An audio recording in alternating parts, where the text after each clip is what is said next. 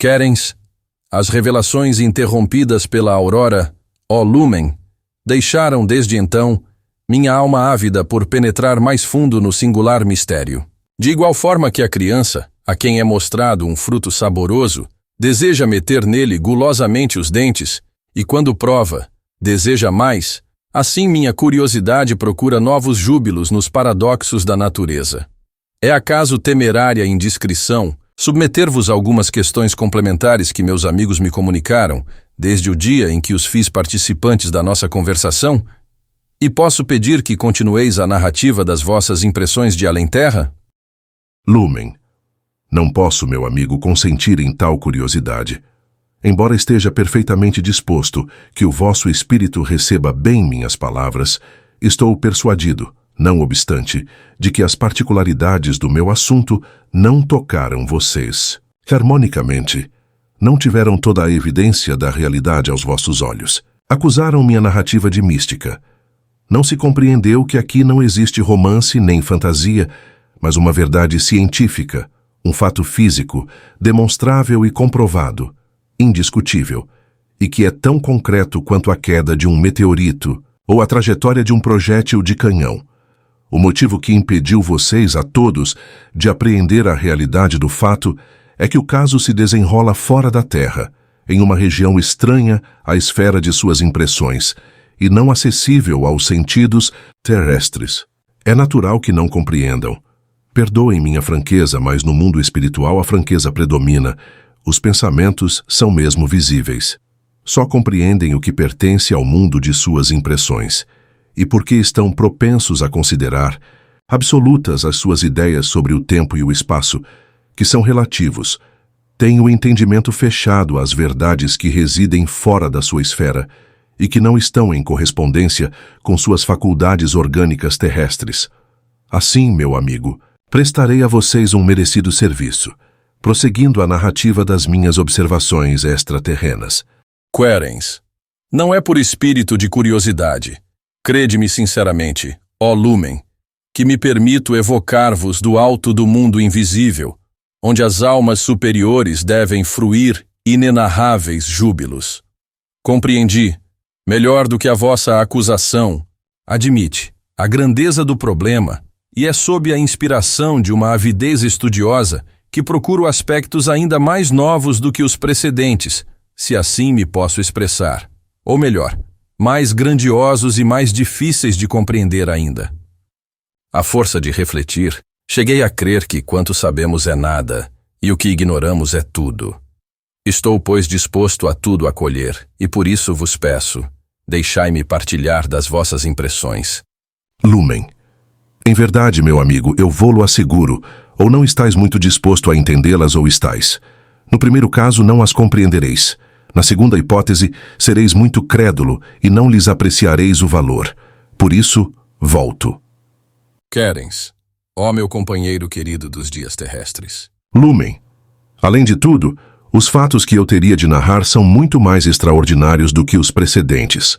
Querens, sou como Tântalo no centro do seu lago, na mesma condição dos espíritos do 24º canto do purgatório, igual aos braços estendidos para os frutos perfumados das Hespérides, na ânsia do desejo de Eva. Lumen, além de tudo, os fatos que eu teria de narrar são muito mais extraordinários do que os precedentes.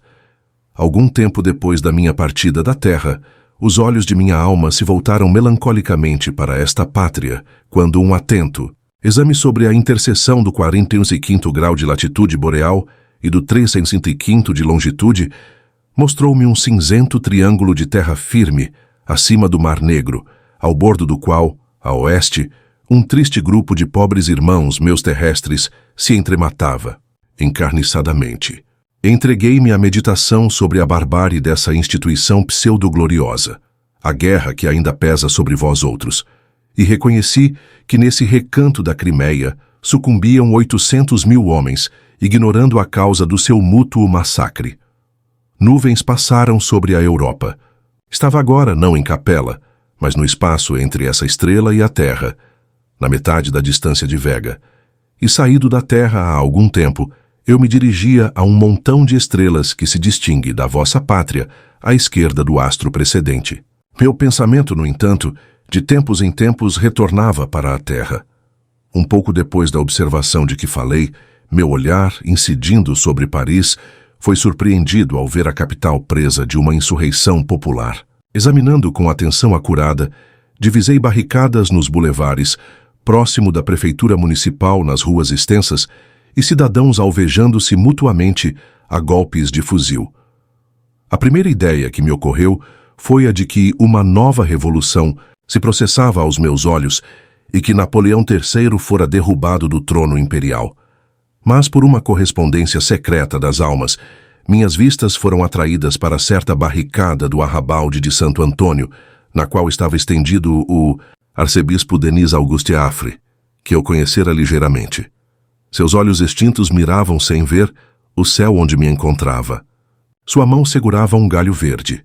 Estavam, pois, ante mim os dias de 1848, e, em particular, o 25 de junho. Alguns instantes, ou horas talvez, se escoaram, durante os quais minha imaginação e meu raciocínio buscaram, pela ordem natural, a explicação de tal fato particular. Ver 1848 depois de 1854. Quando meu olhar, de novo atraído para a terra, assinalou uma distribuição de bandeiras tricolores em extensa praça da cidade de Lyon, procurei distinguir a personagem oficial que fazia tal distribuição. Consegui identificar os uniformes e recordei-me de que, depois da ascensão de Luís Filipe, o jovem Duque de Orleans havia sido enviado para aplacar as agitações da capital da indústria francesa. Conclui-se disso que, após 1854 e 1848, estava diante do meu olhar um acontecimento ocorrido em 1831. Pouco mais tarde, minha visão incidiu sobre Paris em dia de festa. Um rei gordo, de abdômen proeminente e face rubicunda, era conduzido em caleche suntuosa e atravessava, nesse momento, a Ponte Nova. O tempo era magnífico. Jovens vestidas de branco estavam dispostas, qual corbelha de alvos lilazes, sobre o terrapleno da ponte. Estranhos animais, coloridos em tons claros, corriam ao longo de Paris. Era, evidentemente, a reentrada dos Bourbons na França. Eu não teria compreendido essa última particularidade se não houvesse recordado que, em tal ocasião, tinham sido lançados para os ares artísticos balões em forma de animais. Vistos do alto do céu, pareciam correr desajeitadamente sobre os telhados das casas. Rever um acontecimento transcorrido eu compreendia, explicando-o pelas leis da luz, mas rever esses eventos em sentido contrário à sua ordem real, eis o que me parecia fantástico, e mergulhava meu entendimento numa estupefação crescente. No entanto, estando os fatos diante dos meus olhos, não os podia negar, e escogitava, por isso, qual a hipótese que poderia dar conta de semelhante singularidade. A primeira hipótese foi esta. É sem dúvida alguma a terra que estou vendo, e por um secreto destino, somente de Deus conhecido, a história da França repassa proximamente pelas mesmas fases já atravessadas. A nação avançou até um certo máximo, que acaba de fulgir às vistas maravilhadas dos povos, e eis que retorna rumo às suas origens, por uma oscilação que pode existir, à semelhança das variações da agulha emanada das bússolas, a exemplo dos movimentos dos astros. As personagens que me pareceram ser no momento o Duque de Orleans e Luís XVIII são talvez outros príncipes que estão repetindo exatamente o que os primeiros fizeram. Tal hipótese, todavia, me pareceu pouco verossímil e me detive em outra, mais racional. Dada a multidão de estrelas e de planetas que gravitam em torno de cada uma delas, perguntava-me eu, qual a probabilidade de que se encontre no espaço um mundo exatamente igual à Terra? O cálculo das probabilidades responde a essa questão. Quanto maior o número dos mundos, maior será a probabilidade de que as forças da natureza hajam dado origem a uma organização semelhante à terrestre. Ora, o número exato dos mundos ultrapassa toda a numeração humana, escrita ou passível de ser escrita. Se compreendermos o infinito, ser-nos-á talvez permitido dizer que esse número é infinito. Daí concluí que há muito alta probabilidade em favor da existência de muitos mundos exatamente semelhantes à Terra, a superfície dos quais se realiza a mesma história, a mesma sucessão de acontecimentos, e que se acham habitados pelas mesmas espécies vegetais e animais, a mesma humanidade, os mesmos homens, as mesmas famílias, identicamente. Perguntei-me, em segundo lugar, se tal mundo, sendo análogo à Terra, não lhe poderia ser simétrico. Aqui ingressava eu na geometria e na teoria metafísica das imagens. Cheguei a admitir possível que o mundo em questão fosse semelhante à Terra, mas, todavia, inverso. Quando vos examinai diante de um espelho, vedes que o anel de casamento, posto na mão direita, passou para o dedo anular da mão esquerda, o que modifica o seu símbolo, que se piscais o olho direito, o sósia piscará o esquerdo. Que se estendeis o braço direito, vossa imagem esticará o braço esquerdo. É impossível, pois, que na infinidade de astros exista um mundo exatamente inverso ao orbe terrestre. Seguramente, em uma infinidade de mundos, o impossível, ao contrário, seria não existir tal mundo, e mais facilmente milhares em vez de um. A natureza deverá ter-se não só repetido e reproduzido, mas ainda desempenhado, sob todas as formas, o papel da criação. Pensei, pois, que o mundo onde via essas coisas não era a Terra, e sim um globo semelhante, cuja história era precisamente o inverso da vossa. Querens. Tive também a ideia de que podia ser assim. Mas não vos foi fácil ter a certeza do acontecimento e constatar se tratava da Terra ou se outro astro se achava sob vossa vista, examinando a respectiva posição astronômica? Lumen. Foi o que fiz sem tardança, e tal exame me confirmou a minha ideia. O astro onde acabava de aperceber 4 fatos análogos a outros tantos acontecimentos terrestres, porém inversos, não me pareceu estar na mesma posição primitiva. A pequena constelação do altar não existia mais, e desse lado onde vocês se recordam que me aparecera a Terra no meu primeiro episódio, havia um polígono irregular de estrelas desconhecidas. Fiquei assim, na persuasão de que não era a nossa Terra sob o meu olhar. A dúvida não me foi mais possível, e persuadi-me de haver por terreno de observação um mundo muito mais curioso, já que não era a Terra, e sua história parecia representar, em ordem inversa, a história do nosso mundo. Alguns acontecimentos, é verdade, não me pareceram ter o respectivo correspondente na Terra, mas, em geral, a coincidência foi muito notável, tanto mais quanto meu desapreço aos falsos instituidores da guerra me havia feito esperar que tal burlesca e desalmada loucura não existisse em outros mundos, e que, ao contrário, a maior parte dos sucessos por mim testemunhados eram ainda combates ou preparativos. Depois de uma batalha que me pareceu muito semelhante à de Waterloo, vi a das pirâmides. Um sósia de Napoleão Imperador se tornara primeiro cônsul e vi a Revolução suceder ao consulado. Algum tempo decorrido, notei a praça do Castelo de Versalhes repleta de carruagens de luto e em um atalho aberto de Ville d'Avray reconheci o lento caminhar do botânico Jean-Jacques Rousseau, o qual, sem dúvida, nesse momento filosofava sobre a morte de Luís XV. O acontecimento que mais feriu minha atenção foi, em seguida, uma das festas de gala do começo do reino de Luís XV, dignas sucessoras das da regência, nas quais o erário da França escorria em pérolas de água por entre os dedos de 3 ou 4 cortesãs adoradas. Veio Voltaire, de gorro de algodão, em seu parque de Ferney, e mais tarde Bossuet passeando no pequeno terraço do seu palácio episcopal de Meaux, não distante da colina cortada em nossos dias pela via férrea, mas não distingui o menor traço desta indústria. Nessa mesma sucessão de acontecimentos, via os caminhos repletos de carros diligência e sobre os mares vastos, navios de vela. O vapor havia desaparecido, com todas as usinas que move em nossos dias. O telégrafo estava aniquilado, e bem assim, todas as aplicações da eletricidade. Os balões que se tinham mostrado de tempos em tempos no meu campo de observação haviam se perdido, e o último que eu vira fora o globo informe aerizado em Annonay pelos irmãos Montgolfier, em presença dos Estados Gerais.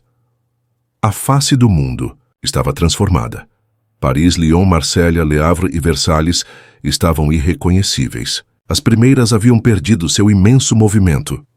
A última tinha ganhado um brilho incomparável. Eu me havia formado uma ideia incompleta do esplendor realengo das festas de Versalhes. Estava agora satisfeito por assistir a uma, e não foi. Sem interesse que reconheci Luís XV, em pessoa, no esplêndido terraço do oeste, rodeado de 1000 senhores enfeitados. Era de tarde. Os derradeiros fulgores de um ardente sol se reverberavam na fachada palaciana, e casais galantes desciam gravemente os degraus da escadaria de mármore ou se inclinavam rumo às alamedas silenciosas e sombrias.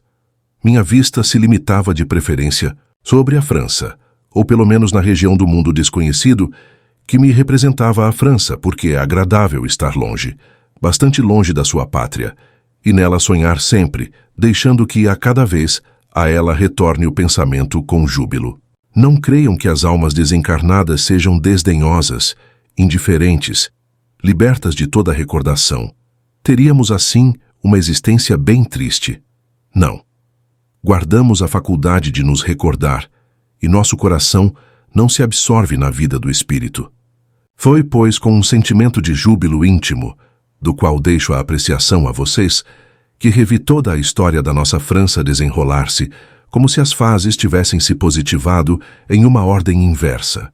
Depois da unificação do povo, vi a soberania de um potentado. Após isso, a feudalidade dos príncipes Mazarin, Richelieu, Luís XIII e Henrique IV apareceu-me em Saint-Germain.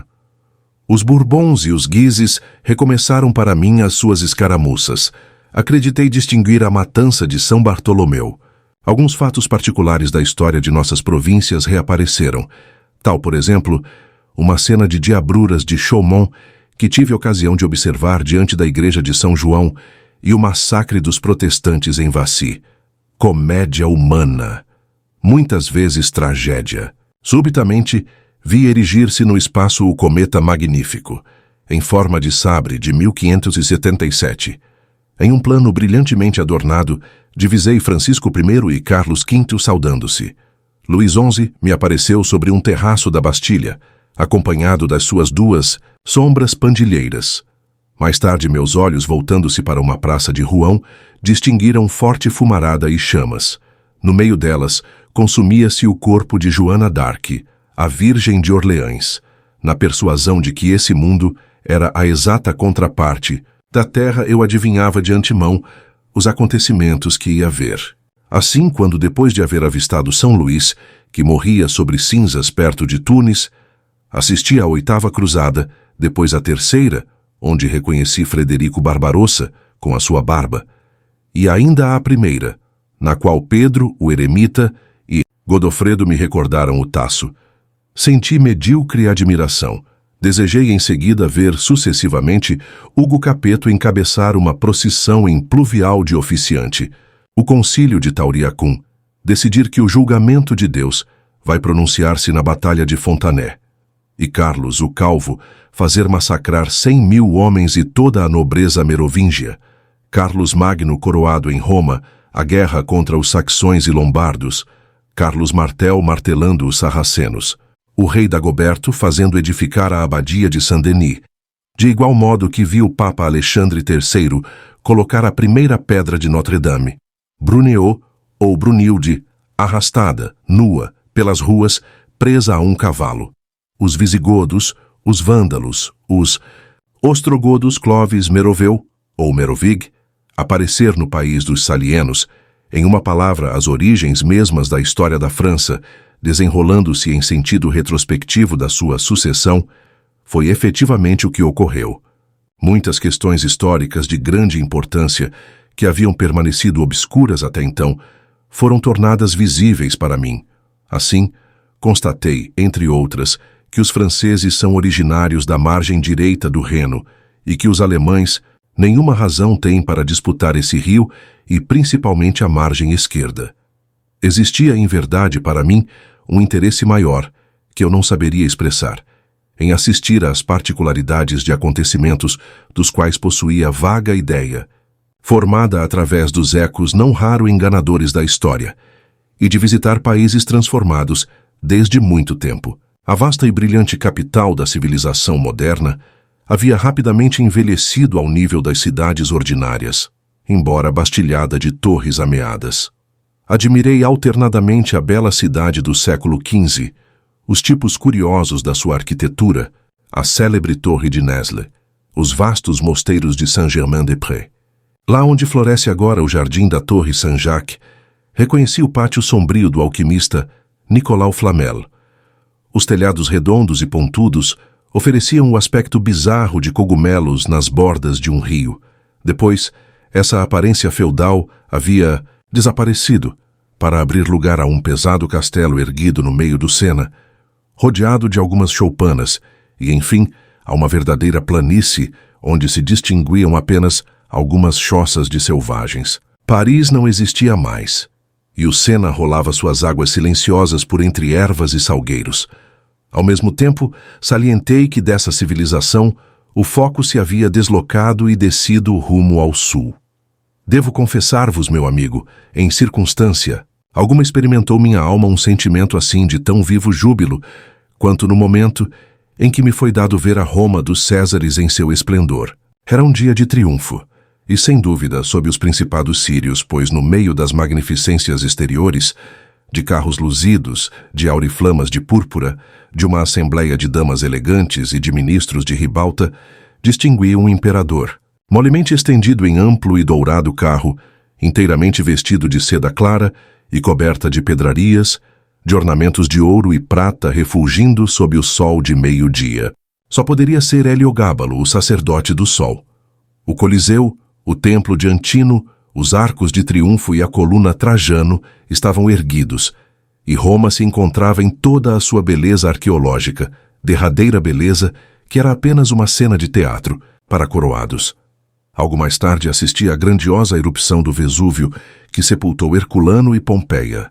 Por um momento, vi Roma em chamas, e embora não haja podido destacar Nero no seu terraço, persuadi-me de que tinha sob meu olhar o incêndio do ano de 64 e o sinal das perseguições cristãs. Algumas horas decorridas, minha atenção estava presa em examinar os vastos jardins de Tibério em Capreia, hoje Capri, e acabava de ver esse imperador chegar perto do tabuleiro de rosas, rodeado de um grupo de mulheres nuas, quando, em consequência da rotação da terra, a Judéia veio colocar-se sob minhas vistas, que adivinharam imediatamente Jerusalém.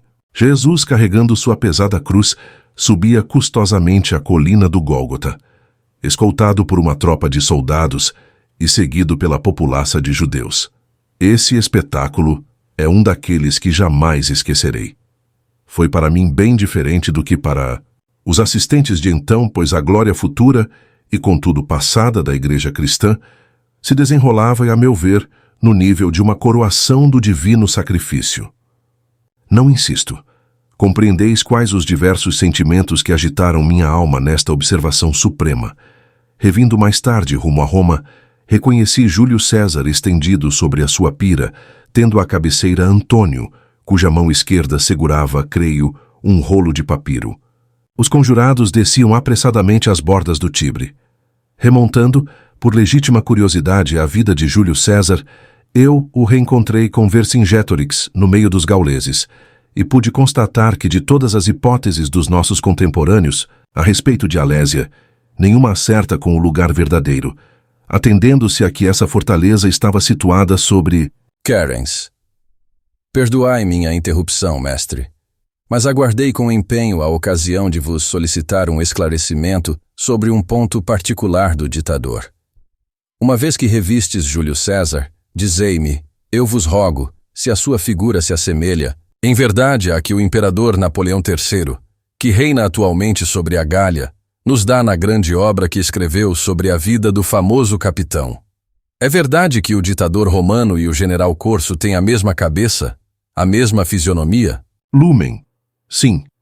A semelhança é notável tanto quanto a semelhança moral, a ponto de me haver perguntado a mim mesmo se Júlio César e Napoleão Bonaparte não constituem uma só e única personalidade em duas reencarnações diferentes. De qualquer modo que seja, Retrocedi de Júlio César aos cônsules e aos reis do Lácio, para me deter um instante no rapto das Sabinas, com o que fiquei bastante satisfeito por poder observar diretamente esse tipo de costume antigo. A história aformoseou muitas coisas, e reconheço que a maior parte dos fatos históricos foram totalmente diferentes do que se nos apresentou. Nesse mesmo momento apercebi o rei Candaulo em Lídia, na cena do banho, que vós conheceis, a invasão do Egito pelos etíopes, a república oligárquica de Corinto, a 8ª Olimpíada da Grécia, e Isaías profetizando na Judéia. Vi construir as pirâmides por levas de escravos, dirigidos por chefes montados em dromedários. As grandes dinastias da Bactriana e da Índia, eu as vi, e a China me mostrou as artes maravilhosas que já possuía antes mesmo do nascimento do mundo ocidental. Tive a oportunidade de perquirir a respeito da Atlântida de Platão e constatei, efetivamente, que as opiniões de Bailly sobre esse continente desaparecido não são destituídas de fundamento. Na Gália só se distinguiam vastas florestas e pântanos. Os próprios druidas haviam desaparecido, e os selvagens dali muito se pareciam aos que ainda hoje habitam a Oceânia.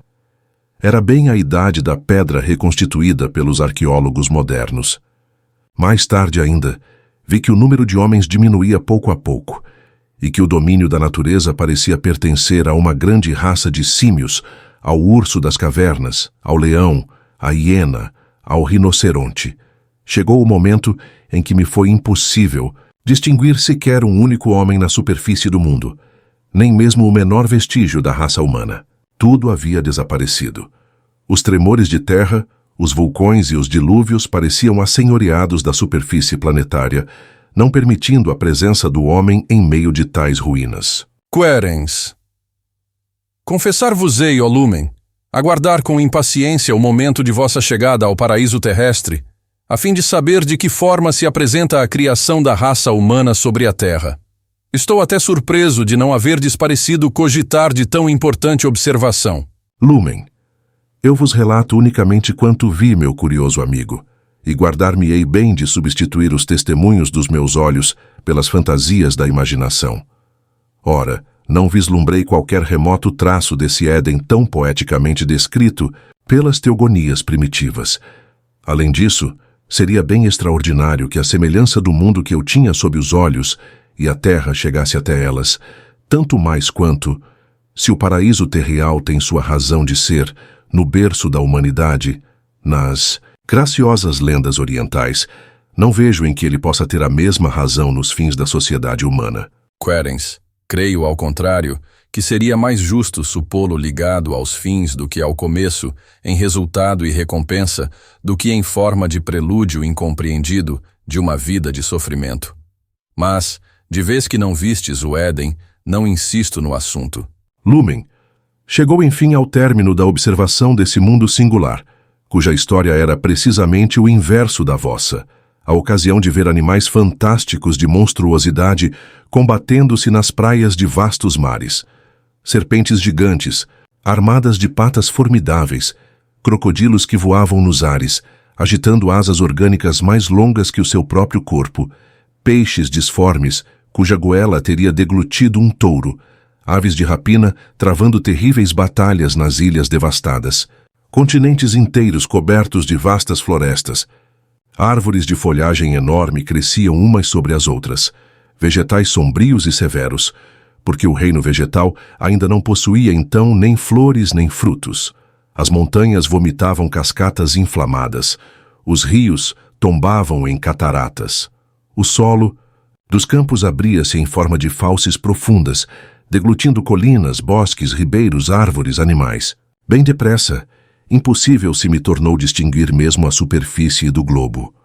Um mar universal parecia cobri-lo e o reino vegetal, e assim também o animal, se apagaram lentamente para dar posto a monótonas verduras lavradas de brilhos e fumaças. Brancas, era desde então um mundo agonizante. Assisti às derradeiras pulsações do seu coração, reveladas por fulvos clarões intermitentes. Pareceu-me depois que chovia simultaneamente sobre a superfície inteira, pois o sol não iluminava mais que nuvens e goteiras de chuva. O hemisfério oposto ao sol pareceu-me menos sombrio do que antes, e apagadas claridades se deixavam aperceber, através das tempestades. Esses clarões ganharam intensidade e se propagaram sobre a esfera total. Amplas fendas apareciam vermelhas, lembrando o ferro em brasa das forjas. E porque o ferro sucessivamente queimado na ardente fornalha se torna vermelho claro, depois alaranjado, em seguida amarelo, passando a branco e incandescente. Assim o mundo passou por todas as fases do aquecimento progressivo. Seu volume aumentou. O movimento de rotação foi mais lento. O globo misterioso ficou semelhante a uma esfera imensa de metal fundido, envolta de vapores minerais. Sob a ação incessante da sua fornalha interior e dos combates elementares dessa estranha química, adquiriu proporções enormes e a esfera de fogo passou à esfera de fumaça. Desde então iria desenvolvendo-se sem cessar e perdendo a personalidade. O sol, que primitivamente a iluminava, não a ultrapassava mais em brilho e ela própria agrandou a sua circunferência de tal modo que se tornou evidente para mim estar o planeta vaporoso destinado a perder a sua existência mesma, por efeito de reabsorção na atmosfera crescente do Sol. Assistir a um fim de mundo é ocorrência rara. Por isso, em meu entusiasmo, pensava comigo mesmo com uma espécie de vaidade. Eis, pois, um fim de mundo, ó Deus, e eis o destino reservado às inumeráveis terras habitadas. Não é o fim, respondeu uma voz à minha ideia íntima. É o começo. Que é o começo? Pensei eu em seguida. O princípio da terra mesma, respondeu a mesma voz.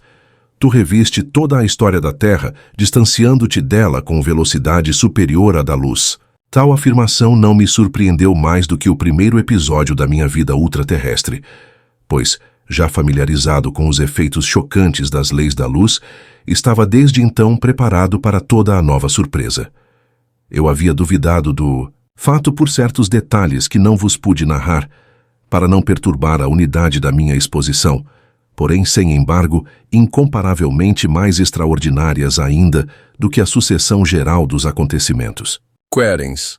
Mas, se tratava realmente da Terra, como se explica que a vossa observação astronômica, feita antes para reconhecimento na constelação do altar, vos haja indicado, ao contrário, que o mundo por vós examinado não era a Terra, nem uma estrelinha do altar? Lumen. É que essa constelação, em consequência da minha viagem no espaço, havia mudado de posição.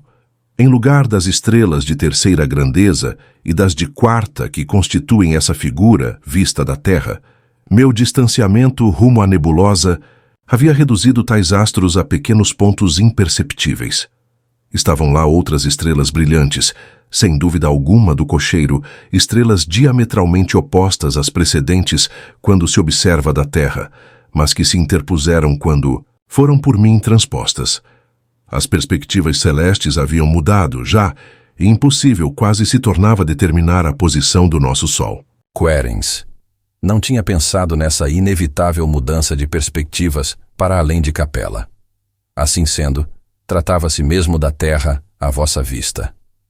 Ademais, sua história se desenrolou em sentido inverso da realidade. Vistes os velhos acontecimentos, chegando depois dos fatos modernos. Por que processos pôde a luz fazer-vos assim subir o rio do tempo? Além disso, ó Lumen, dissestes haver observado particularidades curiosas relativas à própria Terra. Desejaria, particularmente, formular algumas questões a respeito de tais detalhes. Ouvirei, pois, com interesse, as histórias extraordinárias que devem completar esta narrativa, persuadido de que, tal qual ocorreu anteriormente, elas responderão antecipadamente. A minha curiosidade. Lumen. A primeira circunstância se prende à Batalha de Waterloo. Querens. Ninguém melhor do que eu recorda essa catástrofe, pois recebi uma bala na espádua, perto do Mont Saint-Jean, e um golpe de sabre em cima da mão direita, vibrado por um dos biltres de Blücher. Lumen. Pois bem, meu velho camarada, assistindo de novo a essa batalha, eu a vi de modo diferente daquele pelo qual se desenrolou. Julgareis disso bem depressa. Quando reconheci o campo de Waterloo, ao sul de Bruxelas, divisei primeiramente um considerável número de cadáveres, sinistra assembleia da morte deitada sobre o chão. Ao longe, por entre o nevoeiro, lobrigava-se Napoleão chegando em recuo com o seu cavalo seguro pela rédea. Os oficiais que lhe faziam séquito marchavam, igualmente retrocedendo. Alguns canhões deveriam começar o seu ribombo, pois de tempo em tempo eram vistas as tristes luzes dos seus clarões. Quando a minha vista se aclimatou suficientemente ao panorama, vi em primeiro lugar que alguns soldados mortos despertavam, ressuscitavam da noite eterna e se levantavam de um só movimento. Grupos a grupos, um grande número ressuscitou. Os cavalos mortos despertaram tal qual os cavaleiros, e estes remontaram nos bucéfalos. Tão logo 2 ou 3 mil desses homens voltaram à vida, eu os vi formarem em perfeita linha de batalha. As duas hostes se defrontaram e começaram batendo-se com encarniçamento, furor mesmo, que quase se poderiam tomar por desespero. Uma vez iniciada a luta pelas duas partes, os soldados ressuscitavam mais rapidamente, franceses, ingleses, prussianos, hanoverianos, belgas.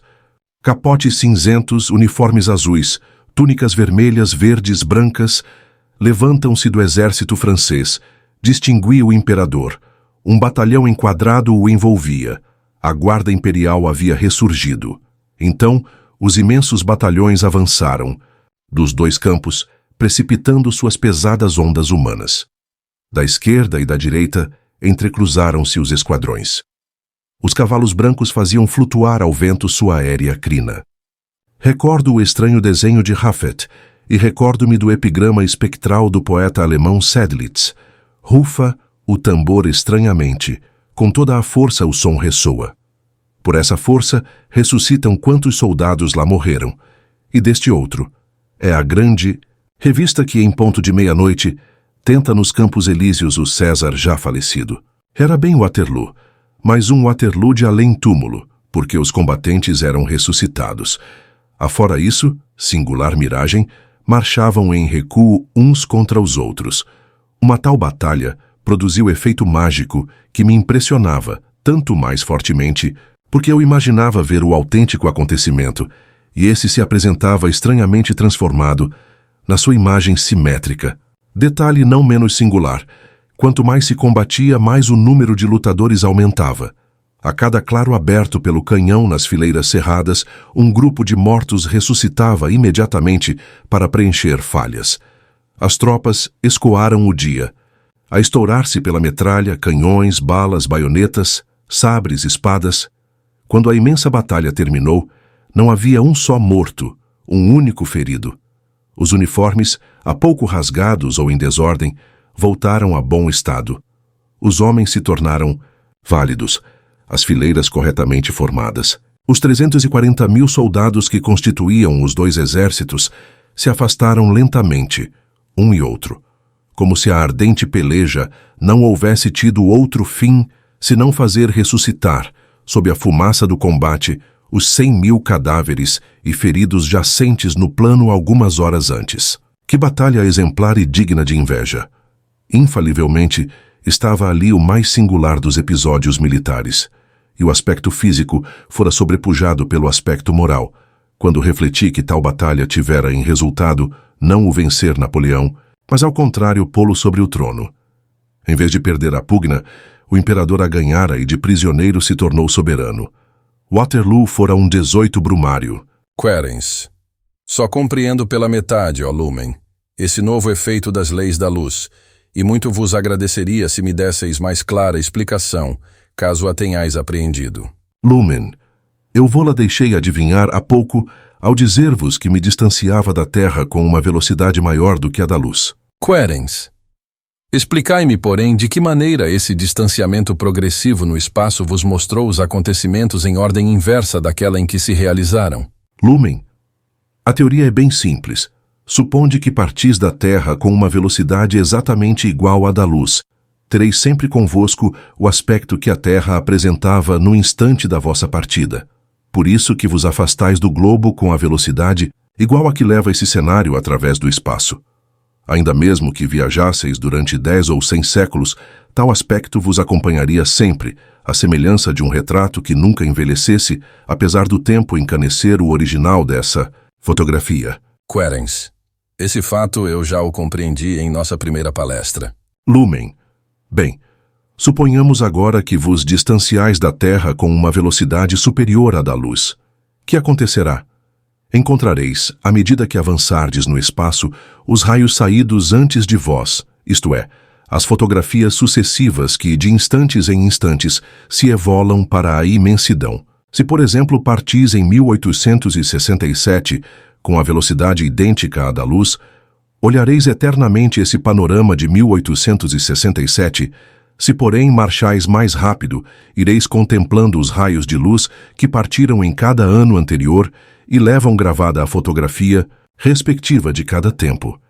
Para melhor pôr em evidência a realidade desse fato, peço aprecieis raios luminosos, saídos da Terra em diferentes épocas. O primeiro será o de um momento qualquer do primeiro dia de janeiro de 1867. A razão de 300.000 km por segundo terá, no instante em que vos falo, feito um certo percurso desde a ocasião da sua passagem pela Terra e se encontra agora a uma determinada distância, que exprimirei pela letra A. Consideremos a seguir outro saído um século antes, em 1 de janeiro de 1767. Levará 10 decênios de avanço sobre o primeiro e se encontrará a uma longitude muito maior, distância que designarei pela letra B. O terceiro raio, que localizo em 1 de janeiro de 1667, estará ainda mais longe, num trajeto igual ao que percorre a luz em 3,665 a 25 dias. Chamarei C o local onde se encontrará esse terceiro raio.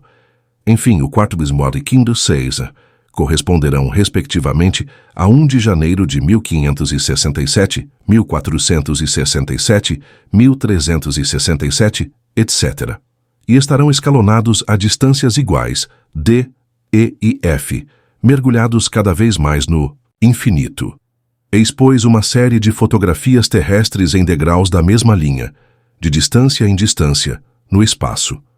Ora, o espírito que se afasta, passando sucessivamente pelos pontos A, B, C, D, E, F, neles encontrará, sucessivamente, também a história secular da Terra em tais épocas. Querens. Mestre, a que distância estarão essas fotografias umas das outras? Lumen. O cálculo é dos mais fáceis. O intervalo que as separa corresponde ao percorrido pela luz durante um século. Ora, à razão de 300.000 km por segundo, vereis que viajou 18 milhões em 1 minuto, 1.080 milhões em 1 hora, 25 bilhões 923 milhões e 200 mil em um dia, 9.000 trilhões 467 bilhões 280 milhões em um ano, tendo em conta os bissextos. Disso se conclui, em consequência, que o intervalo entre dois pontos que guardam um século de distância será de 946 trilhões e 728 bilhões de quilômetros aproximadamente. Eis, disse eu, uma série de fotografias terrestres escalonadas no espaço a intervalos respectivos. Suponhamos agora que entre cada uma dessas imagens seculares se encontram escalonadas, a seu turno, as imagens anuais, guardando entre cada uma a distância que a luz percorre em um ano e a que venho de me referir. E pois que de permeio a cada imagem anual temos as de cada dia, e pois que cada dia contém as das horas e cada hora, afinal, a imagem dos seus minutos e estes a dos segundos que os formam, e o todo sucedendo-se de acordo com a distância correspondente a cada um deles, teremos em um raio de luz, ou para melhor dizer, em um jato de luz composto de uma série de imagens distintas, justapostas, a inscrição cósmica da história da Terra. Quando o espírito viaja nesse raio etéreo de imagens com velocidade superior, a da luz encontra sucessivamente as antigas. Chegando à distância onde se acha então o aspecto partido em 1767, já remontou a um século de história terrestre. Atingindo o ponto no qual encontra o panorama de 1667, terá alcançado 2 séculos. Quando chega à fotografia de 1567, o espírito já reviu 3 séculos, e assim por diante. Eu vos disse de início dirigir-me então a um montão de estrelas, situado à esquerda de Capela. Esse conjunto se encontra a uma longitude incomparavelmente maior do que a da própria estrela, embora da Terra pareça estar a ilharga. Por isso que os dois raios visuais são vizinhos. Tal proximidade aparente é devida apenas à perspectiva. Para vos dar ideia do distanciamento provável desse longínquo universo, direi não ser ele menos vasto do que a Via Láctea. Pode-se assim imaginar a que distância seria preciso transportar a Via Láctea para que ficasse reduzida ao aspecto daquela nebulosa. Meu sábio amigo Arago fez tal cálculo que não ignorais, pois ele o repetia em cada ano do seu curso no observatório e foi publicado póstumamente.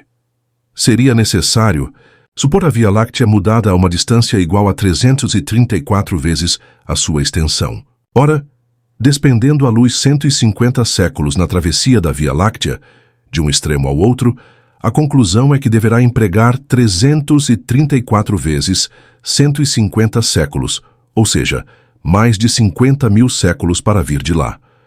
Eu havia remontado o raio da Terra até essas remotas regiões, e se a minha visão espiritual fosse mais perfeita, eu teria podido distinguir não somente a história retrospectiva de 100 ou 1000 séculos, mas ainda a de 50.000 séculos. Querens. O espírito pode, pois, pela sua própria potência, atravessar todo gênero de espaços incomensuráveis dos céus. Lumen. Pelo seu próprio poder não, mas servindo-se das potências da natureza. A atração é uma dessas energias. Ela se transmite com velocidade muitíssimo superior à da luz, e as teorias astronômicas, as mais rigorosas, são forçadas a considerar tal transmissão no nível de quase instantânea.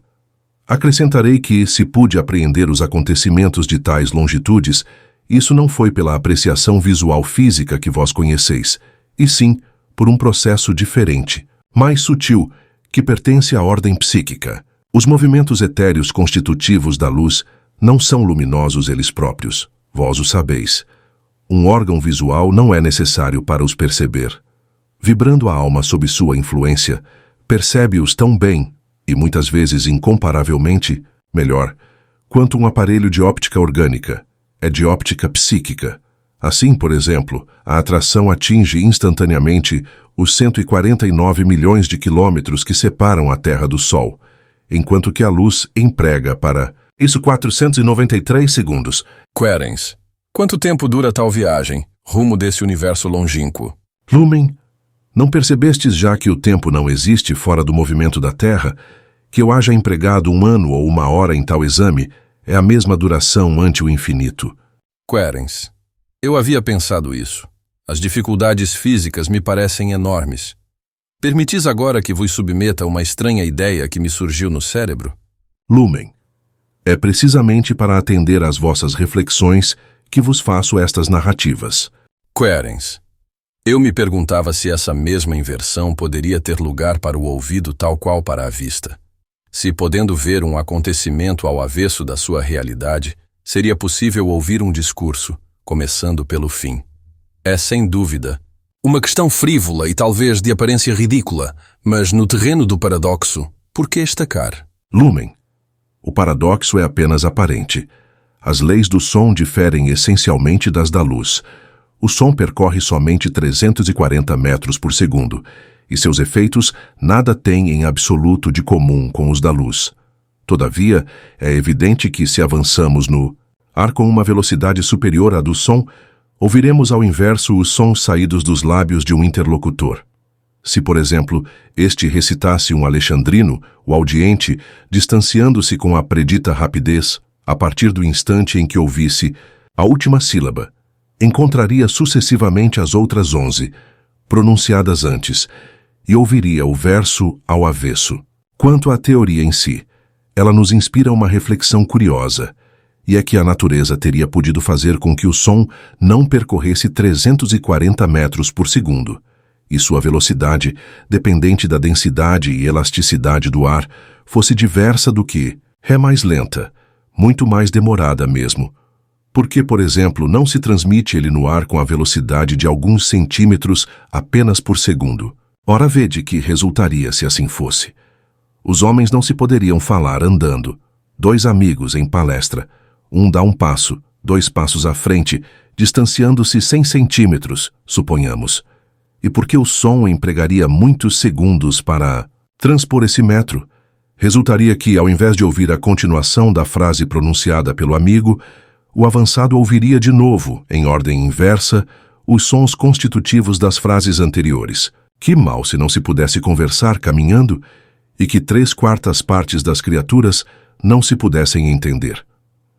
Estes reparos, meu amigo, me tentam, relativamente às vossas meditações, a um assunto bem digno de atenção e do qual pouco se há cogitado até aqui: a adaptação do organismo humano ao ambiente terrestre. A maneira pela qual o homem vive e percebe, suas sensações, seu sistema nervoso, sua estatura, seu peso, sua densidade, sua locomoção, suas funções, em uma palavra, todos os seus atos são regidos, constituídos mesmo, pelo estado do vosso planeta. Nenhuma de vossas ações é absolutamente livre, independente. O homem é o resultado dócil, ainda que inconsciente, das forças orgânicas da Terra. Sem dúvida, não sendo a alma humana função do cérebro, existindo autônoma, desfruta de liberdade relativa. Mas essa liberdade é inteiramente ligada às suas faculdades, sua potência e sua energia. Ela se determina segundo as causas que a decidem. Ao nascer de todo homem, aquele que conhecesse exatamente as faculdades dessa alma e as circunstâncias que rodeiam essa vida, poderia, por antecipação, escrever tal vida em todos os seus detalhes. O organismo é o produto do planeta, mas não é em consequência de uma fantasia divina, de um milagre, de uma criação direta, que o homem está constituído tal qual se encontra. Sua forma, em suma, tem causa no estado do vosso planeta, na atmosfera que respirais, na alimentação que vos nutre, no peso sobre a superfície da Terra, na densidade dos materiais terráqueos, etc. O corpo humano não difere anatomicamente do de um mamífero superior. E se remontardes às origens das espécies, encontrareis transformações graduais estabelecendo, por testemunhos irrecusáveis, que toda a vida terrestre, desde o molusco até o homem, é o desenvolvimento de uma só e única árvore genealógica. A forma humana tem por origem a forma animal. O homem é a borboleta saída da crisálida das idades paleontológicas. De tal fato resulta a consequência de que nos outros mundos a vida orgânica difere da existente aqui, e de que as humanidades, resultantes lá tanto quanto aqui, das forças em atividades em cada planeta, sejam absolutamente diversas em suas conformações da gente terreal. Por exemplo, nos mundos onde não se come, o tubo digestivo e as entranhas desapareceram. Nos mundos fortemente eletrizados, os seres são dotados de um sentido elétrico. Em outros, a vista é constituída de raios ultravioletas, e os olhos nada têm de comum com os vossos. Nem veem o que vedes, e sim o que não enxergais. Os órgãos se acham em relação com as respectivas funções. Querens, não somos, pois, o tipo absoluto da criação? E a criação é, ela mesma, um perpétuo vir a ser, uma resultante, segundo as forças em atividade? Lumen. A própria alma se encontra nesse caso. Há tanta diversidade entre as almas quanto entre os corpos. Para que ela exista, na condição de ser independente, com consciência de si mesma, para que conserve a lembrança de sua identidade e esteja apta para a imortalidade, é necessário que desde esta vida ela saiba que existe em realidade. De outra forma, terá avançado no amanhã da morte tanto quanto na véspera, e cairá, qual um sopro insensível, no cego turbilhão do cosmos, na igual condição de qualquer outro centro de força inconsciente.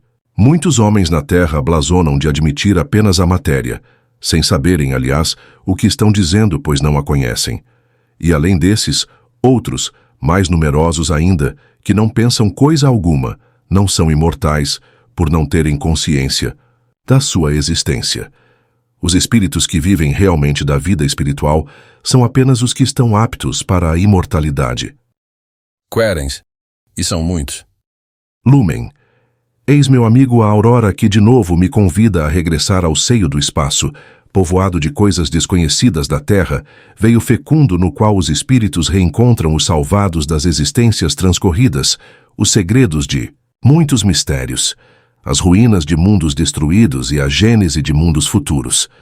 Seria de resto supérfluo alongar esta narrativa de detalhes inúteis. Minha intenção foi mostrar que, para ter o espetáculo de um mundo e de um sistema de vida inteiramente opostos ao vosso, basta distanciar-se da Terra com velocidade superior à da luz.